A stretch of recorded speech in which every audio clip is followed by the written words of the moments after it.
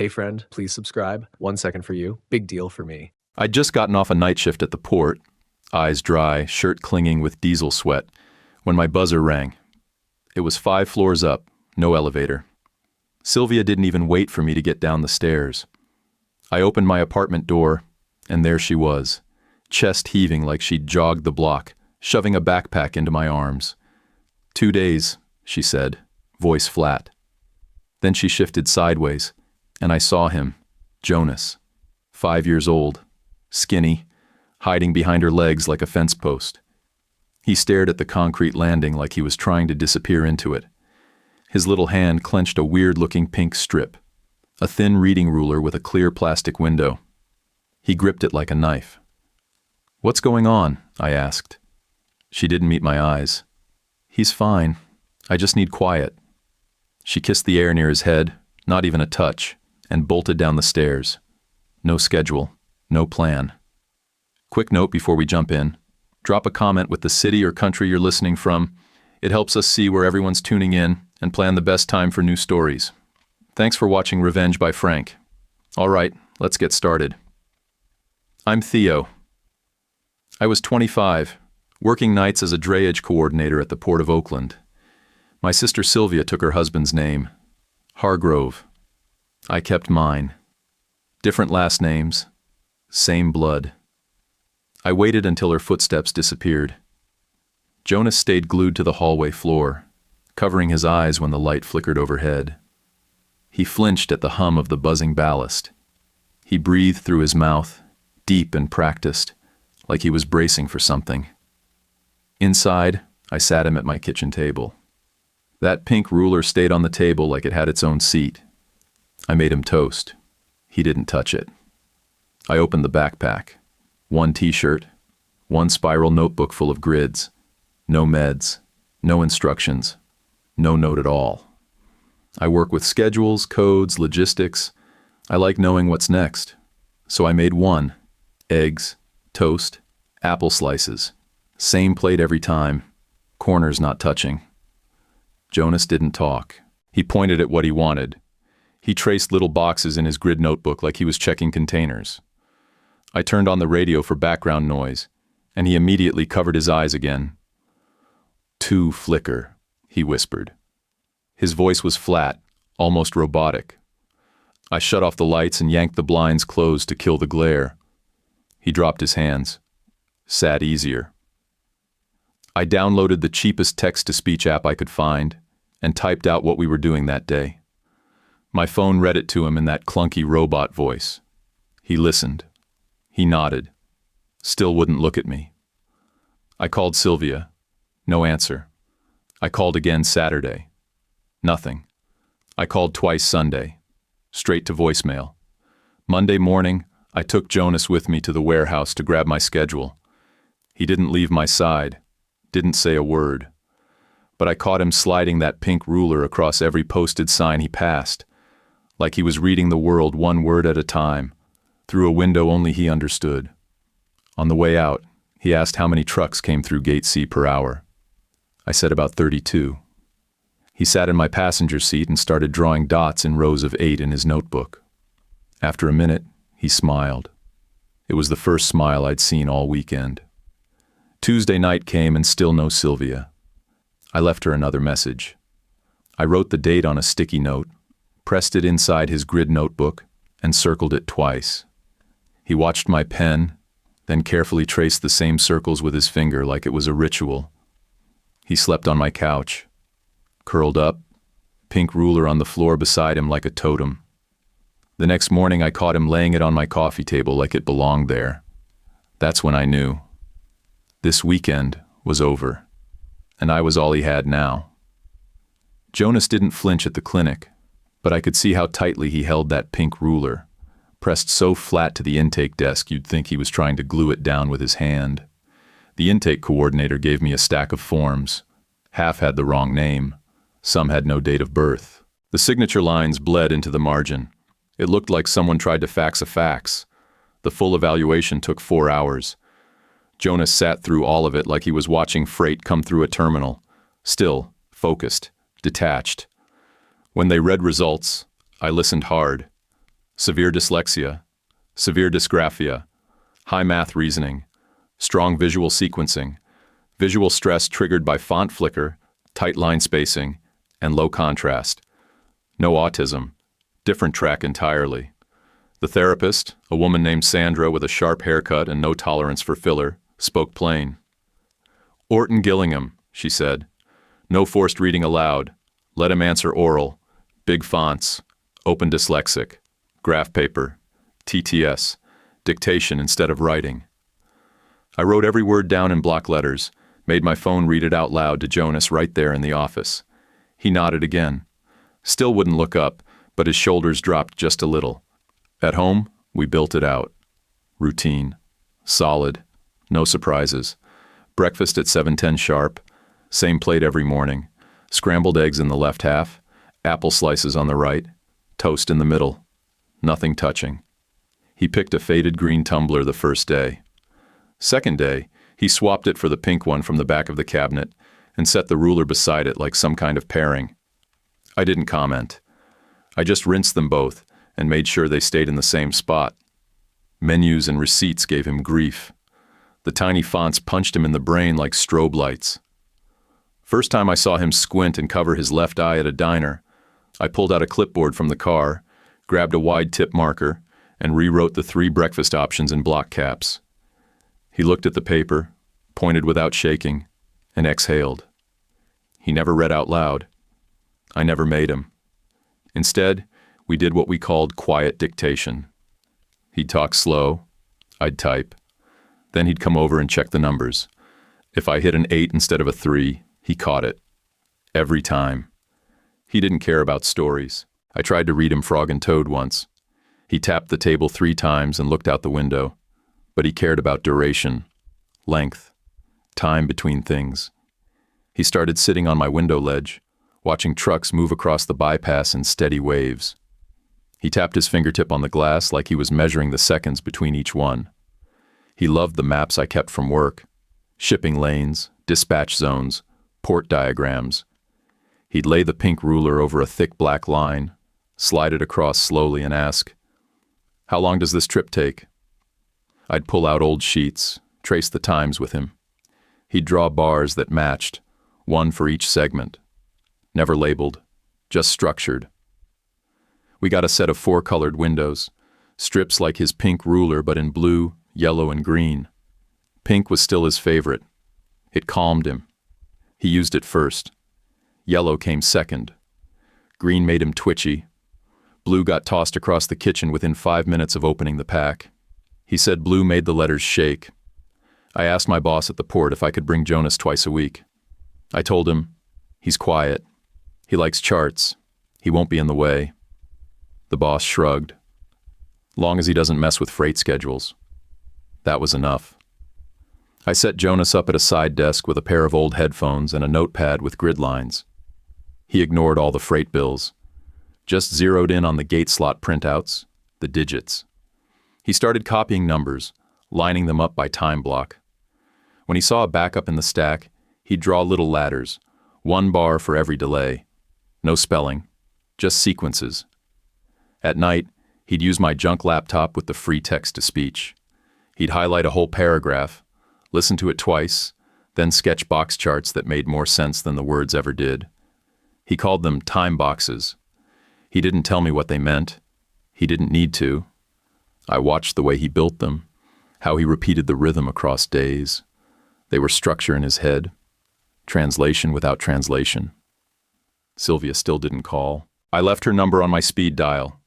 Every Sunday I hit it, left a message. No reply. Jonas never asked, never mentioned her once, but he always watched me send the voicemail. And after it played, he'd trace the timestamp from the screen into the air with his finger like he was filing it away. The weird part was, he didn't seem hurt. Not exactly.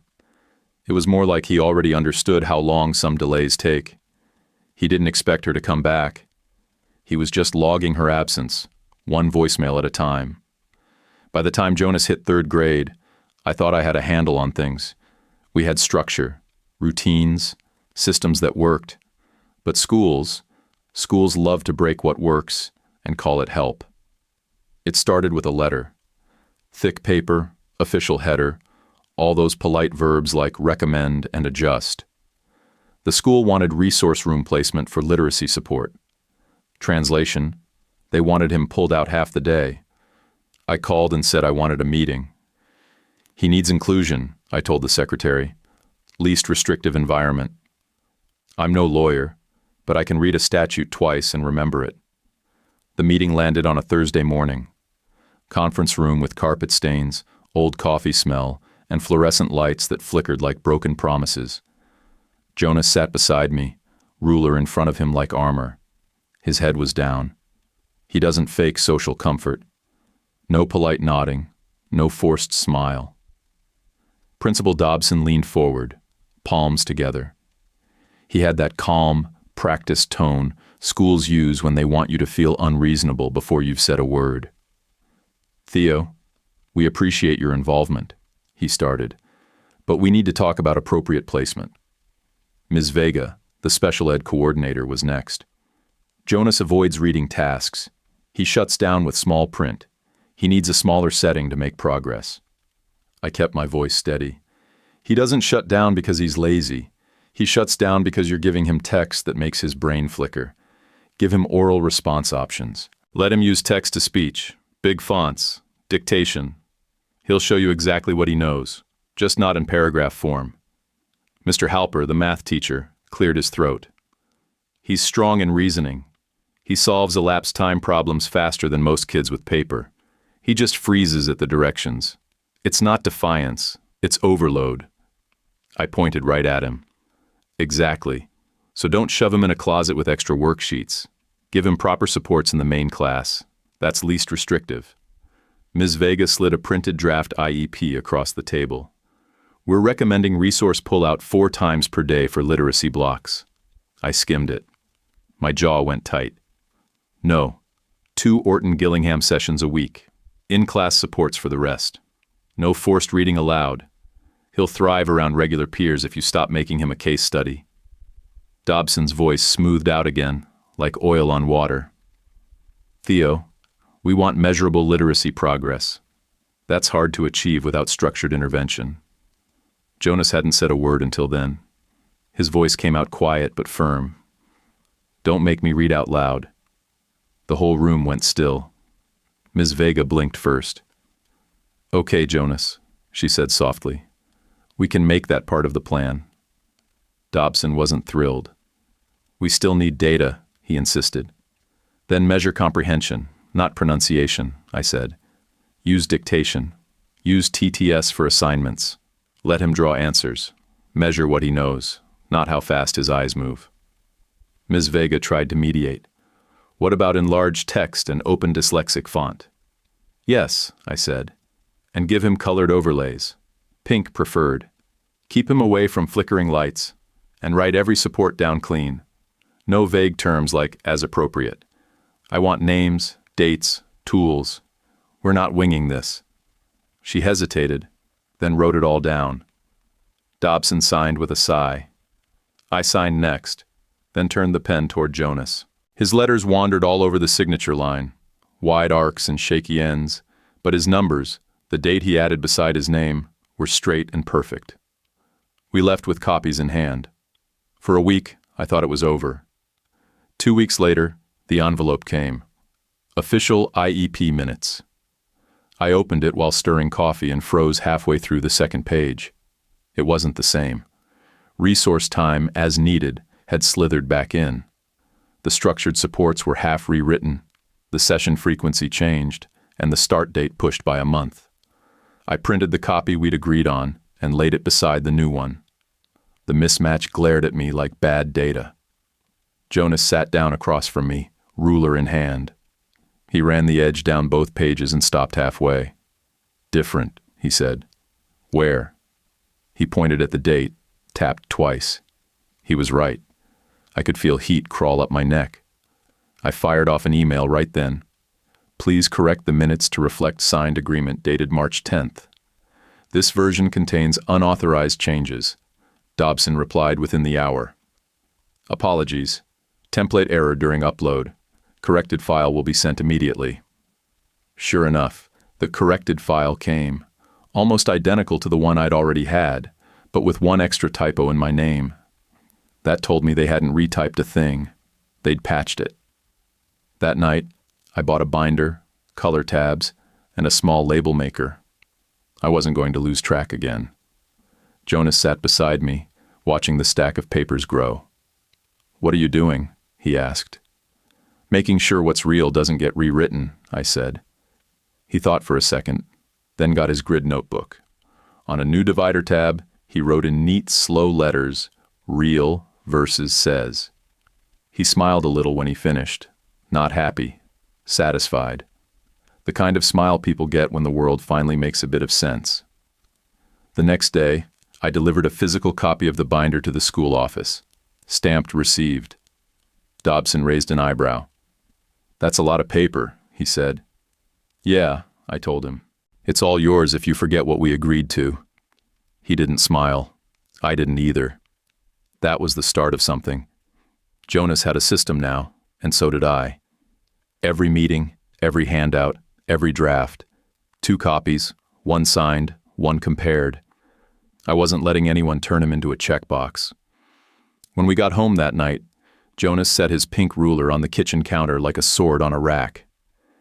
"Do people change papers a lot?" he asked. "More than they admit," I said. He nodded once. "Then we'll keep copies." I poured coffee, he poured milk, and we both stood there for a second in that tight silence you get when 2 people understand something ugly at the same time. It wasn't the end of the fight, not even close. But it was the first time I realized my quiet nephew had sharper instincts than most adults in that building. He didn't trust words. He trusted proof. And now, so did I. After that IEP mess, I didn't trust anyone to keep the paper trail straight, so I doubled down on my end. Work stayed the same. Calls, gate slots, spreadsheets, barcodes. But now I saw everything through Jonas's lens. If a printout came in under 12-point font, I blew it up to 14. If a ceiling light flickered above dispatch, I taped the switch and wrote "no flicker" in permanent marker. These weren't things I used to notice. I noticed now. Jonas came to the port office after school twice a week, sat in the corner with his oversized headphones and a yellow legal pad full of grids. He didn't care about what the paperwork said. He wasn't even reading the bills of lading. He was counting. Digits, timestamps, barcode blocks, the patterns. The port's a dance most people never see. Vessel in, container off, drayage assignment, chassis roll, yard shuffle. It's chaos if you stare too close at the wording. But if you pull back, follow the numbers, the sequence sings. Jonas didn't just hear the song. He followed the beat. He asked questions no kid should know how to ask. One day, he looked up from a stack of gate logs and said, "Why does gate F take 4 extra minutes on Wednesdays between 1400 and 1500? I blinked, checked the dispatch record. Sure enough, union brake overlay, coordinated slowdown. I showed him. He didn't gloat, just grinned like he'd solved a riddle. He started sketching what he called delay ladders, little stacked bars next to timestamps. 1 bar per 5-minute hold. If he colored a bar red, it meant something was off. Mismatch in barcode series, he'd say, pointing at a seal number that didn't follow the vessel pattern. Something fake. Not angry, just precise. At home, he had my old laptop running a cheap TTS program. He'd highlight the parts of a bill with letters and listen to it twice. Then he'd pause, look at the code blocks, and start dictating data into a spreadsheet. He was slow on letters, but lightning with digits. He didn't trust his eyes. He used the pink ruler on screen and in print. Everything had to line up, margin to margin. If a number slipped a millimeter, he flagged it. The more he worked, the more this thing grew in him, a kind of friction. When real didn't match says, it made his whole posture change. He didn't care who made the error. He didn't even call it wrong. But the gap, the disconnect, bugged him like a rock in his shoe. One night I got home late. Warehouse delays, rerouted containers, a busted scanner. I walked into the kitchen, dropped my bag, and heard faint tapping from the dining table. Jonas was building some kind of grid system in Excel, columns labeled with lot codes, seal stamps, gate-ins, gate-outs, and discharge time. "What is this?" I asked. He didn't look up. "I'm measuring when the rhythm breaks." He wasn't coding yet. He was measuring, comparing, matching lines that sang together and flagging ones that didn't. When two sequences didn't align, he colored the cell red, not with anger, just with certainty. He handed me a sheet. "Read the columns, top to bottom. I'll check them." I read while the laptop read the rest. He circled mismatches, quietly. No lecture. Just small nods when the patterns made sense. At his next IEP check-in, Ms. Vega smiled like she'd been waiting to brag. "His oral explanations are fantastic. His math scores are climbing." Dobson crossed his arms. "He still resists text. That's a problem." Jonas said nothing. Just reached across the table and dragged his pink ruler over the handout Dobson had printed. "This font makes me dizzy," he said. Dobson stared like he'd never heard a student say that out loud before. We didn't wait for them to catch up. We just kept building. Money was tight. I picked up a Saturday shift when I could. Jonas didn't mind. I'd come home and find him by the window, timing trucks. "Rail slot 7 runs behind today," he said once without turning. 3-minute average delay. He turned it into a game. Predict the next truck number by the pattern in the slot schedule. He was freakishly accurate, like scarily accurate. One afternoon, I came home to find 2 new pieces of paper taped to the fridge.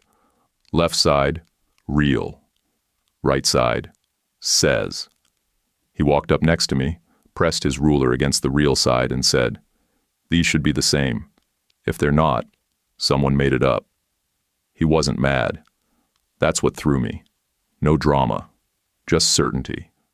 That phrase stayed in my head. Someone made it up. He didn't see mistakes as accidents. He saw them as breaks in structure. And to him, structure was everything. If the seal number didn't match the bill, it wasn't a slip. It was a false note in a song. Jonas wasn't trying to prove anyone wrong. He was trying to make the system hold. It was around then I started keeping backup copies of every job ticket I processed. Not because I had to, because I couldn't shake the way Jonas said fake with that calm precision. His trust didn't lie in authority or title. It lived in alignment, pattern, sequence. If the notes hit the same rhythm twice, he believed it. That ruler of his wasn't just a reading aid. It was a boundary line, a truth bar. By the end of that year, half the port staff knew him as Theo's numbers kid. And they weren't wrong. Jonas didn't stop with time ladders and paper grids. By 12, he'd moved on to a basic rules engine using an open-source spreadsheet plugin. He built it slow, dictating every label, every rule into a cheap laptop with keys rubbed half bare. He used TTS to read his own setup back to himself, listening for any rule that didn't land clean. He called it C-Logic Doc. The idea was simple. Voyage signatures. Each vessel had its rhythm. Barcode patterns, gate-in delay, discharge sequence, seal types. If a bill claimed Vessel A on a Tuesday, but Vessel A never unloaded reefers on Tuesdays, C-Logic Doc lit up red. If a seal code showed out of order with its load time, it glowed gold. If a field just didn't make sense but didn't break anything, it turned blue, his ignore flag. He hated the color blue, so he repurposed it. Smirked the first time he did it. "I don't want to look at it," he told me, "but I want to know it's wrong." That was his logic. At 13, we got our first real test. A small freight forwarder downtown asked if Jonas could check some inconsistencies. It wasn't a contract, just a favor through a guy I knew at the yard. Jonas scanned through 5 bills of lading, ran them through C-Logic Doc, and flagged 2 immediately. One had a vessel code mismatch, the other had timestamps that didn't fit the yard's GPS logs. He sent back a report, clean boxes, color bars, simple language. Not a single paragraph over 4 lines. The invoice was for $28,500. The forwarder said sure, then vanished. He sat with that number open on the screen for an hour. Didn't say anything, just stared. Then finally, "They're lying." He didn't yell, didn't cry. Just opened a new tab, wrote a full anonymized breakdown, and posted it on a maritime compliance forum under a dummy username. No threats, no drama, just facts, color signatures, and a side-by-side shot of the seal stamp patterns. It was airtight. That post took off inside that weird little world. Customs brokers argued about methodology. A maritime lawyer called it a case study in visual audit design. One union guy emailed me, "Your kid sees more than our whole compliance team." 2 days later, the forwarder called, all smooth, said it was an oversight, that they'd love to continue working together. Jonas didn't blink. He typed out 2 lines. "Your warehouse gate-in stamps are duplicated. Your truck GPS says otherwise." They went quiet. That night, the wire hit. Full amount, no email. A week after that, I got a call from Harbor Shield Analytics. They offered an annual QA contract, $410,000 to deploy C-Logic Dock across 2 terminals. I said, "You know he's 13, right?" The guy didn't flinch. I called a lawyer the same day. Aaron Feld, IP and software contracts, recommended by a yard dispatcher whose brother-in-law got scammed by a platform buyout once. Aaron was dry, sharp, and didn't ask dumb questions. We structured the contract under a simple trust. I was the named custodian until a judge could formalize guardianship. Jonas reviewed the terms himself using TTS. He added 2 non-negotiables, no exclusivity and no support tickets after midnight. He also made them agree to color-based QA summaries. "No dense emails," he told Feld. "People lie in words. Let the boxes talk." At school, we were still dealing with Dobson. Mr. Rios, the admin in charge of IEP paperwork, had slipped in another edit. New minutes implied Jonas had agreed to more pull-out sessions, something we'd never signed off on. The PDF had a timestamp from a Sunday. Jonas dropped the file into C-Logic Dock, not for analysis, just out of habit.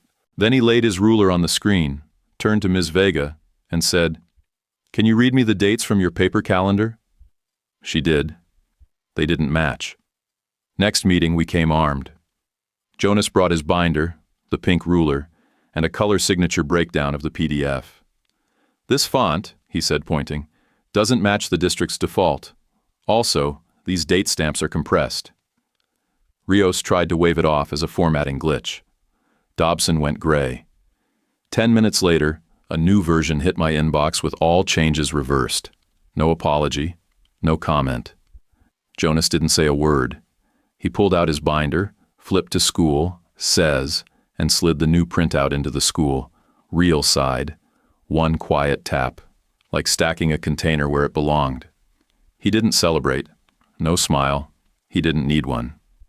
That night over dinner, he asked me if he could start logging school documents in the same audit system as the port records. I asked why. He said, "If people change them again, I want to hear the change." "What do you mean, hear it?" "I remember how each doc sounds when TTS reads it," he said. "If they change a word, the pitch shifts." I stared at him, then just nodded. He spent that weekend building a new folder tree inside C-Logic Dock labeled School Docs. Not teacher names, not grades, just file names, tags, colors, and changes. He labeled every file with a real flag or a says flag. When I asked how he kept them straight, he pointed at his pink overlay. "If I can read it without getting dizzy, it's probably real." At first I thought he meant that literally, but later I understood. He meant patterns, order, alignment. Truth didn't flicker. I printed backup copies of everything again, added binder tabs for school and contract logs. Jonas added another shelf above his desk, labeled it non-fiction. He started keeping time by systems, not clocks. If the pattern matched, it was Tuesday, even if it wasn't. That fall, he told me, "I don't want to fix people. I want to fix documents." I said, "Why?" He didn't hesitate. "Documents pretend. I want them to admit." The C-Logic Doc post Jonas wrote kept moving, faster than I expected. A paralegal from some freight law listserv reposted it with a thread title that made my throat tighten, "Color signatures as evidence for document integrity." It didn't stay small. Within a week, it bounced from customs forums to a records management group full of litigation specialists. I told Jonas we needed to stay quiet. "Let it ride," I said. "Don't poke at it." He nodded but didn't promise. He never promised. He just said, "If something says and something else is real, and they don't match, someone has to care." Someone meant him. 2 weeks later, our buzzer went off just past 5 p.m. I was in the kitchen, half distracted, stirring leftover chili. Jonas was tracing a barcode sheet at the table, ruler in one hand, pencil in the other. He didn't move until he heard the voice. I opened the door to Sylvia in a blazer. She looked like she was playing dress-up for court. Perfect hair, tight smile. Next to her stood a man in a gray suit that looked like it cost more than my truck. He held a leather folio and wore his smirk like a uniform. "This is Mason," Sylvia said. "My attorney, and we're together." The hallway light above them flickered. Jonas stepped into the frame, covered one eye, and placed his pink ruler on the entry shelf, firm and deliberate, like a boundary line. Sylvia's voice didn't shake. "Theo, this is Mason Kirk. We need to talk about Jonas." Mason didn't waste time. "Ms. Hargrove has maintained contact, financial support, and demonstrated consistent intent. We'll be petitioning for legal guardianship of Jonas's assets to ensure proper financial management." He pulled out a folder and laid down pages one by one. "Visit logs, money orders, call records. Our position is documented." His tone was flat, but his eyes were sharp. I didn't say a thing. I just stared at the fonts. They were clean. The stamps were crisp. Every alignment was textbook. My stomach dropped. When they left, I locked the door, grabbed my phone, and called Dana Patel. She was a family attorney out of Fremont, recommended by one of the guys on my second shift, who'd fought a custody case the year before. She came to the apartment the next day, took one look at Mason's folder, and frowned. "These are tight. Whoever built them knows what they're doing. If they're fake, we'll need to prove it. Hard." Then she looked at me over her glasses and asked, "Did you ever file for legal guardianship?" "No," I said. "I've been raising him, keeping him in school, feeding him. I didn't think—" "You thought the truth would be enough," she said. She didn't mean it cruel, just real. Jonas sat across the room the whole time, ruler balanced across his knees. He didn't ask questions, didn't interrupt. When she left, he opened the folder Mason had left behind, flipped through the records 2 fingers at a time. He didn't read the lines. He looked at the stamps. He looked at the margins. He paused at every page like he was timing a truck at a gate. He didn't say a thing at the table. But later that night, after brushing his teeth, he stood in my doorway and said quietly, "Let them talk." That was all. Depositions were scheduled. Sylvia showed up styled to the teeth, Mason glued to her elbow. She told polished stories, monthly visits, birthday gifts, money sent regularly. She even named the amounts. "I sent $500 every other month," she said once, her voice warm. "Always cash or money order." Mason guided her with soft nods and phrasing tricks, like a dance. Dana sat beside me, quiet, still, her hand on a yellow legal pad that stayed blank except for one corner where she'd scribbled a single word. Timing. Jonas's deposition was shorter. He kept it bare. "I don't read fast," he said. "I use text-to-speech. I keep logs of gate-ins and call times. I don't remember visits from Sylvia." Compared to Sylvia's act, it sounded weak. Dana didn't sugarcoat it when we got home. "If we don't prove forgery, they'll say she's just messy but present. Courts love a comeback narrative. This smells like strategy." That night, I came out of the shower and found Jonas at the dining table with 2 monitors going. One showed PDFs, the other spreadsheets. He'd built a new workspace, 3 labeled folders: claim, track, proof. He'd pulled up old gate-in timestamps, warehouse logs, my bank statements, utility bills, every date Sylvia said she'd visited or sent money. Then he layered them with color. Red for contradiction, gold for sequence error, Blue for not enough data. Same system he used on port manifests. No commentary. No lecture. Just slow, deliberate matching. I leaned in once and said, "You okay?" He didn't look up. "I'm fine. This is just shipping with people." At midnight, he sent an email to Aaron Feld, our software lawyer. He wrote, "Hello. I need an affidavit explaining C-Logic Doc's method for validating document patterns and digital inconsistencies, not for court position, just expert neutrality. Thank you. Jonas." Aaron replied at 6 a.m. "Happy to provide. Will confirm on record that I've seen the tool run live, under supervised review, and that its flags align with third-party audit practices. I'll sign as neutral, no payment needed, in the interest of clean commerce." Jonas saved the email and printed the PDF. He didn't celebrate. He just opened the next folder, read the money order dates through TTS, and laid the pink ruler across the screen when the font started dancing. That's when it hit me. He wasn't anxious. He was working, like always. He didn't care that Sylvia had rehearsed her story. He was watching the patterns, every gap, every duplicate, every stamp that sang the wrong note. He never once asked me if we'd win. He just kept labeling folders, lining them up and saying nothing. The courthouse smelled like floor wax and paper. Government floors always do. Jonas walked beside me, quiet, steady, ruler in his jacket pocket. He was 16 then, a high school junior. I was 36. This hearing would decide everything. Guardianship, asset control, future rights. One wrong slip, and Sylvia could bulldoze her way into ownership of the life Jonas had built. We stepped into the courtroom. It wasn't fancy. Low ceilings, hard benches, no wasted decoration. But Judge Alana Carver ran it like a yard boss. Crisp voice, sharp eyes, no fluff, no small talk. I liked her immediately and didn't trust that feeling one bit. Mason started. Of course he did. He stood like he owned the bench and said words like distance co-parenting and financial stewardship with the kind of rhythm you only get from over-rehearsal. He called Sylvia's behavior an effort to reconnect at a key developmental point. Then he slid the folder across the table like it was sacred. Visit logs, money orders, call histories, all in perfect order, like someone staged a crime scene with matching paper clips.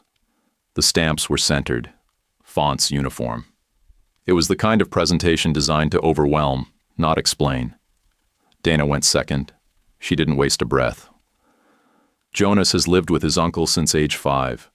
Diagnosis, severe dyslexia and dysgraphia. Math reasoning scores well above average. Active IEP in place. Accommodations include text-to-speech, oral response, enlarged fonts, structured environment. He needs legal stability to maintain the least restrictive setting. No theatrics, no appeals to emotion, just plain truth, stacked like a shipping log. Judge Carver flipped through both folders. I want documented proof from each side. Dates, signatures, financial records, educational history, nothing verbal. If it's not on paper, it doesn't count. Dana and I handed over school records, therapy notes, psych evals, my lease, my utility bills, signed attendance reports. Carver flipped through each one without expression. Sylvia's folder looked like a slick ad for document prep software. The gloss on the pages. The perfect alignment.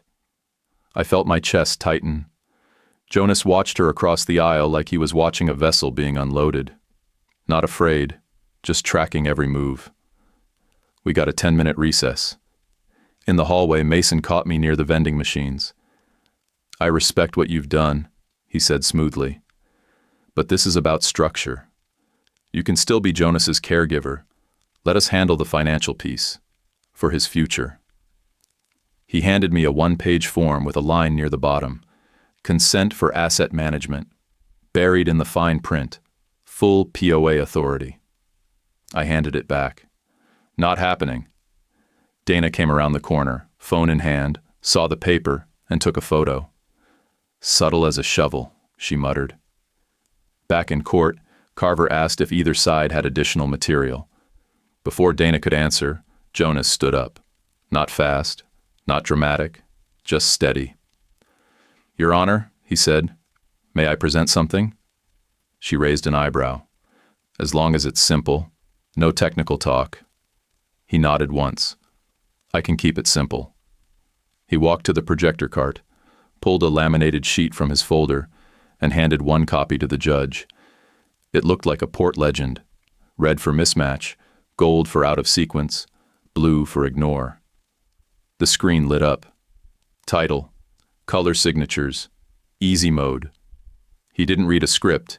He didn't speak fast. His TTS was cued low, feeding him file names through a small earpiece. He let the visuals do most of the talking. First slide, 3 money orders Sylvia had submitted. Jonas zoomed in. All had the same stamp frame, same spacing, same microshadow on the serial number. He placed them beside 3 real ones, old rent payments from my files. The difference was visible. Even I saw it. "These 3 were created using the same source template," he said. "They show the same compression artifacts." Next slide, call logs. "These 2 entries have 31 days marked in April and June. Those months only have 30. This date can't exist." He pointed, didn't explain further. Then he brought up C-Logic Doc. The live tool ran side-by-side comparisons, signature blocks in color, red bars lined up across multiple entries from Sylvia's folder, the kind of repeat flag you don't get from human error. He didn't point fingers. He just let the patterns speak. Judge Carver leaned forward. "Is this your software?" "Yes, Your Honor." "And has it been reviewed by a third party?" Aaron Feld, intellectual property attorney, submitted an affidavit. "It's in the record." She flipped to it. Read, paused. Read again. "Mr. Feld states that C-Logic Doc has passed structured validation and is currently licensed for commercial QA use." Dana stayed silent. She didn't need to add anything. Jonas had made the point clean. Carver set the affidavit down and looked at Mason. He stayed still. Sylvia didn't look up at all. Jonas stepped back from the projector, shut it down, and returned to his seat. No smile, no swagger, just calm. I could barely breathe. He didn't sweat once. And in that quiet moment, I knew every year of grids, charts, and color blocks had led here, to this. He didn't need to win the argument. He needed the judge to see the pattern. Judge Carver didn't waste a second. She turned her sharp gray eyes toward Sylvia. "Ms. Hargrove, can you explain the mismatched stamps your counsel submitted?" Sylvia blinked. Her mouth opened, then closed. She glanced at Mason like a student caught without her flashcards. Mason stepped in, smooth and oily. "Your Honor, metadata can be misleading. Compression artifacts may differ depending on scanner calibration." Jonas didn't hesitate. "It's not metadata," he said. His voice didn't rise. "It's the print rhythm." The room stilled. Even Carver's pen paused midair. He switched slides on the projector and pulled up one last panel, 2 sets of IEP minutes from 2 years ago. The top was the draft Ms. Vega had handed him back then. The bottom was the official version filed later by the district. He'd blacked out the names for privacy, but the dates glared bold and unmissable. "Someone changed these," Jonas said, "and got caught." He placed his pink ruler on the screen edge and lined it with both dates so the judge could see the 0.5 millimeter difference in text placement. Mason exhaled through his nose. "Why is this relevant?" he said, voice tight. Jonas didn't look at him. "Pattern," he said. "Same kind of edit, same kind of pretend." He didn't look at Sylvia either. His focus was all on the paper, the ruler, the rhythm that told him the truth. Dana stood, calm and sharp. "We're not here to roast a school district," she said. "We're showing the court this young man can identify subtle manipulations because he's had to live surrounded by them." Carver turned to me. "Theo, one question." "Yes, Your Honor." "Who has supported Jonas day-to-day since age 5? "Me," I said. "No one else." She studied me for a moment, then leaned back in her chair and drew a breath that sounded like finality. "Ms. Hargrove, the documents your counsel submitted are unreliable. I'm referring this matter to the district attorney's office for investigation of fraud. Sylvia's face dropped, color draining out until her lipstick looked painted on someone else's skin. Carver kept going, voice smooth as cut steel. I am awarding full legal guardianship of Jonas Hargrove's person and estate to his uncle, Mr. Theo Lane, through the age of majority. A review will occur at Jonas's 18th birthday at his discretion. She turned her eyes toward Sylvia. Ms. Hargrove, you are barred from accessing or managing any of Jonas's assets.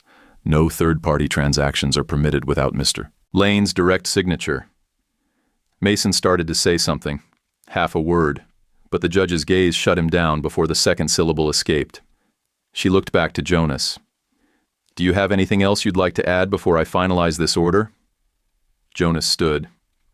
Just that I need my IEP, he said, clear and simple. Not a new house. Letters are hard, numbers are not. I'm okay here. For the first time all morning, Carver's expression softened. Her mouth didn't move much, but her eyes smiled once, briefly. That's good enough for me, she said. The sound of her gavel hit like a crate drop. Final, echoing, absolute. Mason moved fast while people were still standing. He slid a thin sheet across Dana's table. Temporary Management, the title read. Power of attorney language again, buried at the bottom. Dana snapped a photo with her phone before her hand even touched the page. Clerk, she said, please note that for the record. The clerk's eyebrows went up. She nodded. Noted. The bailiff's eyes flicked to Mason's folio, with the kind of interest that meant trouble. Mason's hand hesitated over his briefcase for a second too long. Outside the courtroom, the Harbor Shield rep who'd first licensed C-Logic Doc was waiting near the benches. He was a big man, dark jacket, no nonsense. He shook Jonas's hand firmly and handed Dana a sealed envelope. Letter of verification, he said. Signed under penalty of perjury. Confirms C-Logic Doc's accuracy and chain of custody practices. Dana smiled, small but genuine. That's going straight to the case file. Mason saw the envelope, and for the first time since we'd met him, he lost his polish. His face went pale, eyes flickering between the Harbor Shield logo and the judge's clerk standing 10 feet away. Sylvia didn't say anything. She just held her purse like a shield and looked past Jonas like he wasn't even there. I didn't gloat. I didn't have energy for that. My legs felt like someone had replaced them with sandbags. Jonas pulled the laminated color key from his folder, the one he'd given the judge earlier. He handed it to me. His hand was steady. You keep this, he said. It's proof. He doesn't do hugging much. Doesn't like sudden contact. But that small handoff felt like a handshake from a grown man who'd just finished something big. I took it, nodded and said, We're done here. He looked up at me. No, he said quiet. We're real now. And he was right. A week after court, Mason called and asked to meet off record. I agreed, mostly out of curiosity. We met at a coffee shop off Doolittle, near the freight line. He wore the same slick suit, hair perfect, like nothing had happened. He sat across from me, didn't order anything, just slid another paper across the table. Revised authorization, he said. Streamlined, nothing controversial. I scanned the header. Different logo, different wording, but the same buried clause. Power of attorney, bottom third, small font. I pulled out my phone, hit record, and set it between us. Explained the powers, line by line. He looked up, narrowed his eyes. This isn't necessary. It is now, I said. He got snappy, tried to spin it like I didn't understand business law.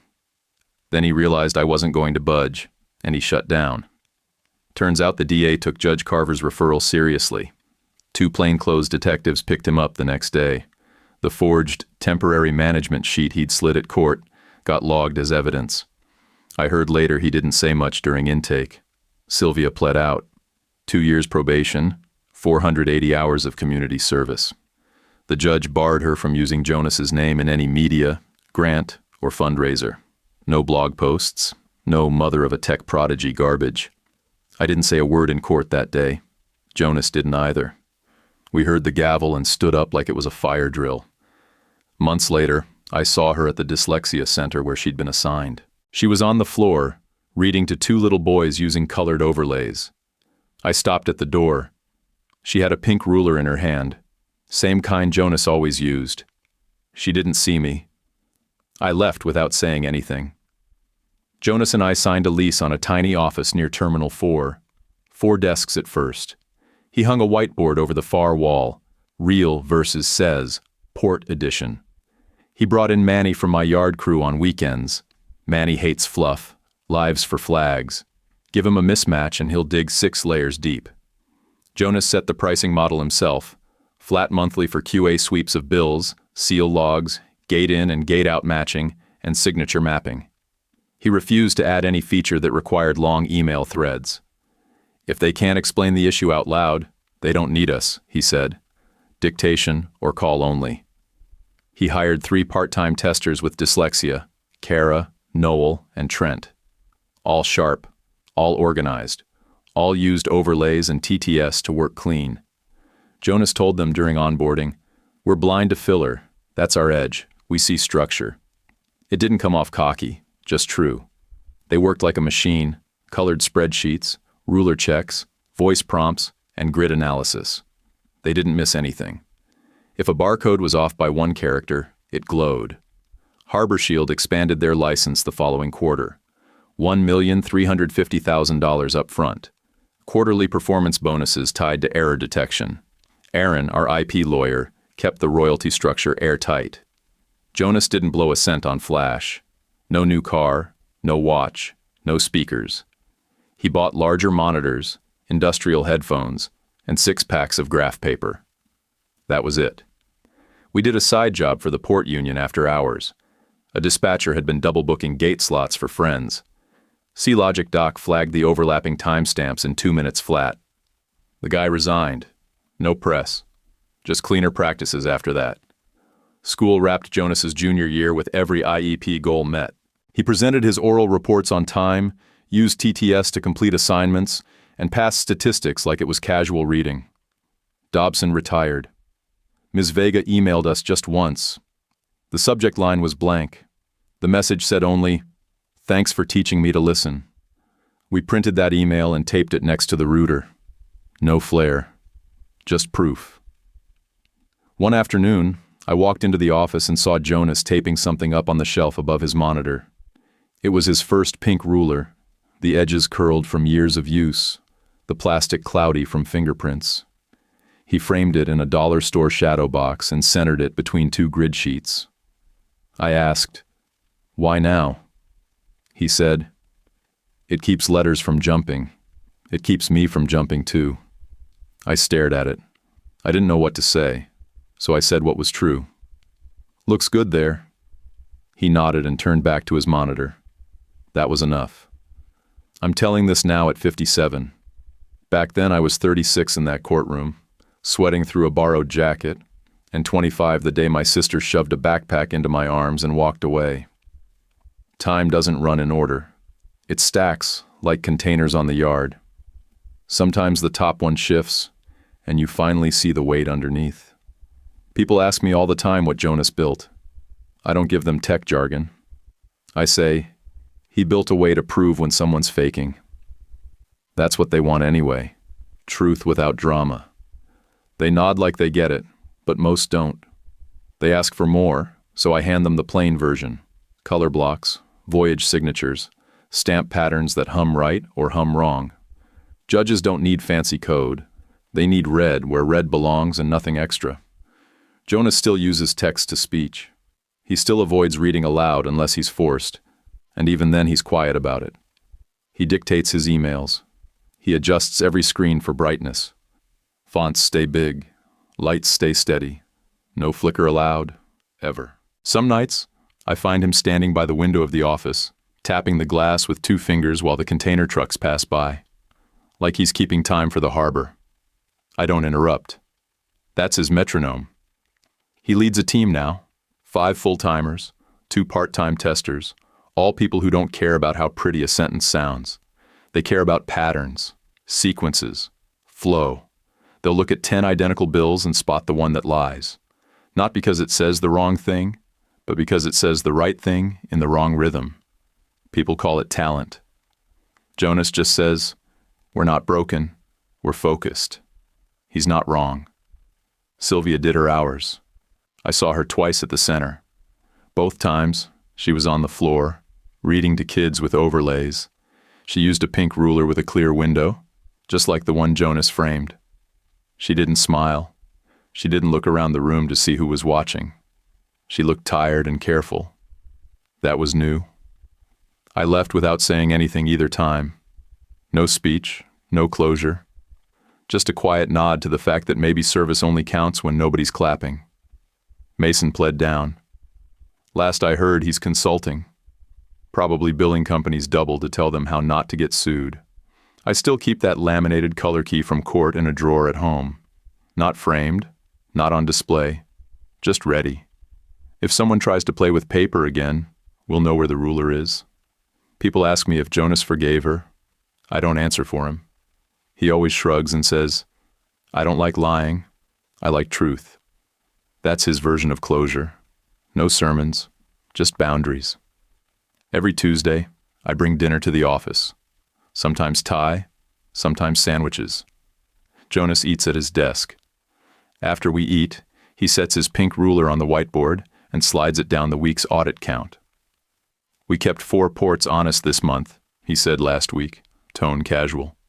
I said, "Good month?" That was the full exchange. We don't need more. I dated a little after the dust settled. Nothing stuck. That's fine. I've got a good rhythm now. Day shift at the yard, errands at night. Jonas runs the numbers. I keep the lights from flickering. Everyone plays their part. If you're still wondering about forgiveness, here's what I've got. Some people talk better than they live. Sylvia lived loud and wrong for a long time. Jonas and I didn't talk. We measured. We logged. We watched. We made real match says. That's what stayed. That, and a cheap pink ruler that keeps the letters still. Still works better than most people. What would you do if someone in your family rewrote the truth about your life? Would you fight to prove it, or walk away? If this story hit you, drop a comment with your thoughts, or just say the story was good. It really helps the channel. And if you haven't yet, please like and subscribe. It's just one click for you, but it means a lot to us. Love you guys. YouTube picked this for you. Tap it. Let's see if they guessed right.